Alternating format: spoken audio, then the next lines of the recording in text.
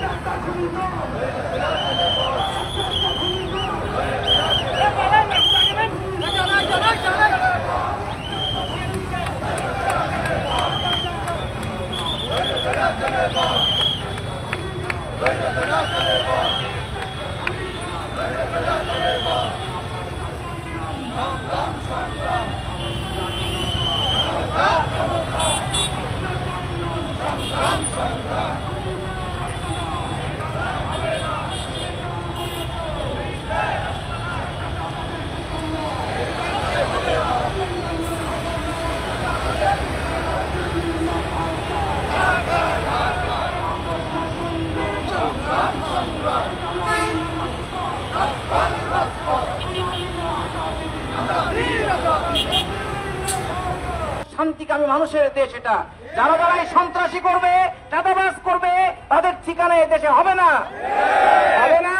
বাংলাদেশ জামাত ইসলামী এদেশের শান্তিকামী জনতাকে সাথে নিয়ে যারা যারা চাঁদাবাজ, দুর্নীতিবাজ, দখলবাজ, সন্ত্রাসবাদ সবাইকে একসাথে দেশকে ঝাঁটিয়ে পিটিয়ে বিদায় করবে ইনশাআল্লাহ।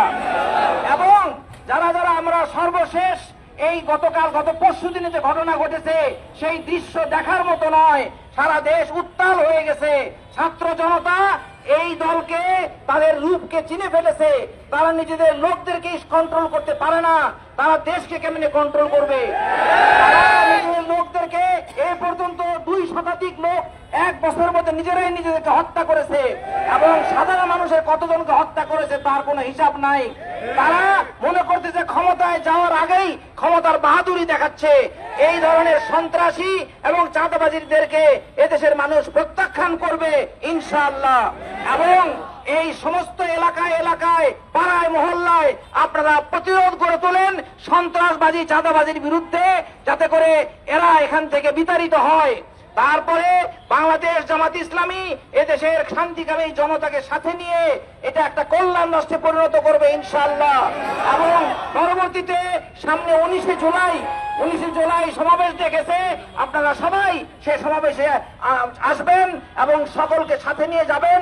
আমরা একটা নতুন দেশের স্বপ্ন বাংলাদেশ জামাত ইসলামী সবাইকে দেখাতে চাই, সবাইকে সাথে নিয়ে একটা নতুন দেশ করতে চাই। আল্লাহ আমাদের এই কাজে সহায়ক হন। আসসালামু আলাইকুম ওয়া রাহমাতুল্লাহ। সংগ্রামী বিক্ষুব্ধ জনতা, এখন আপনাদের সামনে আজকের এই মিছিল উত্তর সমাবেশে এ পর্যায়ে প্রধান অতিথির বক্তব্য রাখছেন বাংলাদেশ জামাত ইসলামী ঢাকা মহানগর উত্তরের কর্ম পরিষদ সদস্য, বাংলাদেশ শ্রমিক কল্যাণ ফেডারেশনের ঢাকা মহানগর উত্তরের সংগ্রামী সভাপতি জননেতা মাওলানা মহিবুল্লাহ। বক্তব্য রাখছেন জননেতা মাওলানা মহিবুল্লাহ। সংগ্রামের সাথে বন্ধুগণ, আপনাদের কাছে দিবালোকের মতো স্পষ্ট, খনি শেখ হাসিনা চাঁদাবাজি, সন্ত্রাসী, জুলুম, নির্যাতন করে এদেশের মানুষকে দমিয়ে রাখতে চেয়েছিল, কিন্তু এদেশের ছাত্র জনতা গুলির মুখে তাদের বুকের